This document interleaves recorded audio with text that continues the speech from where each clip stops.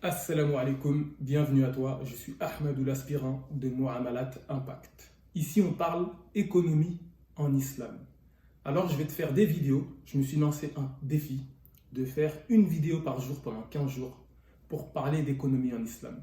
Et les vidéos que je te fais, elles ne sont pas nécessairement préparées, je te parle au feeling de certains aspects importants de l'économie en islam et pourquoi il est important de revenir à cette discipline pour former une communauté qui soit forte, une umma qui soit forte, qui soit solidaire et surtout qui soit utile aux autres. Alors dans cette première vidéo, je pense qu'il est important de mettre en avant pourquoi on va parler d'économie en islam. Parce que figure-toi, peut-être que tu ne le sais pas, mais le prophète, alayhi salatu wassalam, lorsqu'il est arrivé à Médine, c'est-à-dire lorsqu'il a commencé à faire sa communauté à lui, une société qui est basée sur l'islam, il a établi une institution importante, c'est la mosquée. Mais il y a une autre institution tout aussi importante qu'il a établie pour sa communauté, c'était laquelle? C'était un marché commun. Et en gros, qu'est-ce qu'on comprend? On comprend que la mosquée, c'était le lieu commun dans lequel on fait de la dévotion avec Allah, dans le lieu où on va adorer de manière dévotionnelle notre Créateur. Mais le prophète alayhi salatu wassalam, a aussi mis un lieu commun dans lequel on va pouvoir échanger, produire, pour pouvoir en fait vivre. En faisant des échanges dans la vie de tous les jours, on peut acquérir ce dont on a besoin pour vivre au quotidien. Et donc ça signifie quoi? Que le prophète alayhi salatu wassalam a pensé tant au développement spirituel des individus qu'au développement matériel. Qu'au développement matériel, comme je te l'ai dit, dans la vie de tous les jours. Dans la vie de tous les jours, on a besoin de plein de choses. On a besoin de manger.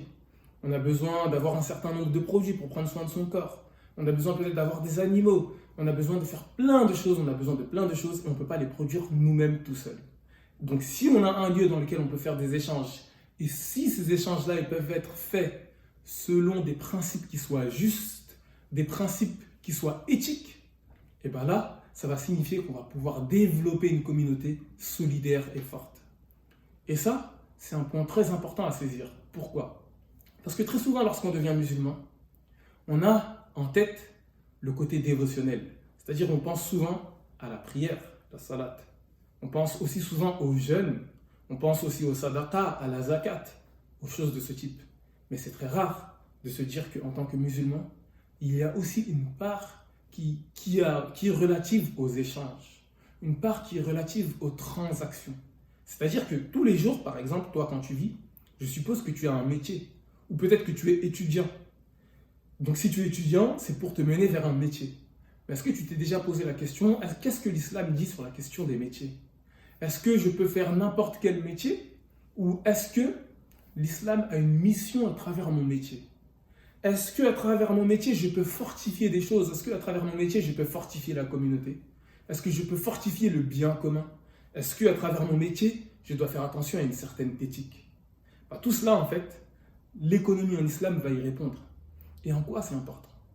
Parce que c'est important dans le fait que si toi-même, dans ton métier, c'est-à-dire dans la vie de tous les jours, tu respectes une certaine éthique, par exemple la générosité, mais aussi la solidarité, mais aussi la préservation de la planète, par exemple, aussi la préservation des hommes ou des animaux, ça va signifier que pendant même que tu travailles dans la vie de tous les jours, parce qu'on sait qu'on passe combien de temps au travail, peut-être 8 heures par jour, 7 heures par jour, certains 10 heures par jour, si jamais ton travail respecte une certaine éthique, si ton travail fait attention à ce que l'islam nous enseigne, ça va signifier que même lorsque tu seras au travail, tu seras en adoration. Ça veut dire que tu ne seras pas en adoration seulement lorsque tu feras la prière, mais tu seras aussi en adoration lorsque tu sortiras de la prière et que tu seras en train de faire ton métier. Et c'est ça le point important. Voilà pourquoi il est très important d'étudier l'économie en islam pour qu'on puisse maintenant œuvrer tous les jours en étant 100%, on va dire au maximum 100% de notre journée en adoration. Et ça, c'est très, très important. Donc, en gros, le point que je voulais te dire dans cette vidéo, c'est qu'en islam, il y a le côté dévotionnel, c'est-à-dire c'est la relation entre toi et Dieu tout court. En général, cette relation-là, on peut dire qu'elle se fait dans le temple, c'est-à-dire dans la mosquée, le lieu où on se prosterne. Mais il y a aussi le côté transactionnel. C'est les échanges maintenant, pas entre toi et Dieu, mais entre toi et les hommes, entre toi et la création. Et l'islam va nous indiquer des enseignements, des orientations, tant dans la sphère dévotionnelle C'est-à-dire que quand je fais la prière, je ne fais pas la prière comme je veux. Il faut que je fasse la prière comme le prophète alayhi salatu wassalam nous l'a enseigné. Mais pareillement dans les échanges. Dans les échanges, il va falloir que j'échange, que je produise, que je travaille comme le prophète alayhi salatu wassalam nous l'a enseigné. Et en faisant ça, on pourra fortifier une communauté et une société qui soit saine. Si on ne fait pas ça, qu'est-ce qui se passe? Si on ne fait pas ça, ça va signifier qu'en fait, dans notre vie de tous les jours, on ne va pas être gouverné par les enseignements de l'islam, mais on va être gouverné par les enseignements de ce qui est déjà existant dans la société dans laquelle on vit. Ça veut dire, si jamais on vit dans une société qui est cupide, qui est prête à faire de l'argent même en mentant, ou en volant, ou en expropriant, ou en exploitant, si c'est ça qui est dans notre société, comme on n'a pas réfléchi nous-mêmes à nos propres valeurs dans la sphère des échanges, de facto, en fait, on va être influencé par la société dans laquelle on vit. Et aujourd'hui, on sait très bien que la société dans laquelle on vit, c'est fortement marqué par l'individualisme, la recherche du profit à tout prix. Comme on le dit dans le capitalisme, on veut maximiser le profit, quitte même parfois à mentir. C'est-à-dire qu'on est prêt, par exemple, à vendre un tableau à une personne aveugle. Si ça vend, on va le faire. Parce que ce qui compte, c'est de faire de l'argent. Et le problème, c'est qu'ensuite, c'est ça qui va nous être enseigné, ce sont ces valeurs-là qui vont nous être enseignées à l'école, dans notre métier, dans les entreprises, de manière subtile. Et là, sans le savoir, en fait, on va appliquer des choses qui ne sont pas islamiques, et alors qu'on va se dire musulman. C'est-à-dire que d'un côté, on va faire nos prières, peut-être 5 fois par jour, mais de l'autre côté, dans la vie de tous les jours, on va mettre en place, on va travailler pour des choses qui n'ont rien à voir avec nous. Il se peut qu'on va travailler, par exemple, pour des entreprises qui polluent. Or, on sait que la terre appartient à Allah.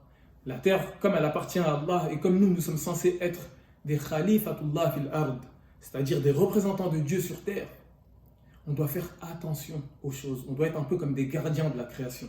Donc on doit préserver la création. On doit faire attention aux animaux. On doit faire attention à la terre. On doit faire attention aux hommes. Et tout cela parce que nous sommes musulmans, serviteurs d'Allah. Donc c'est un point important. Si jamais on se laisse guider seulement par la société dans laquelle on vit, la société dans laquelle on vit, peut-être elle, n'en a que faire de préserver la planète Terre. N'en a que faire d'exploiter les gens. Ce n'est pas vraiment son problème de payer quelqu'un à un bas prix. Or que pour nous, c'est un problème. Voilà pourquoi il est important pour nous d'étudier l'économie en islam, pour pouvoir mettre en place tout cela. De un, ça va nous permettre donc, pour nous, d'être en adoration un maximum dans notre journée, pas seulement dans la prière. De deux, ça va nous permettre, si on apprend ça ensemble, d'avoir maintenant une vision commune.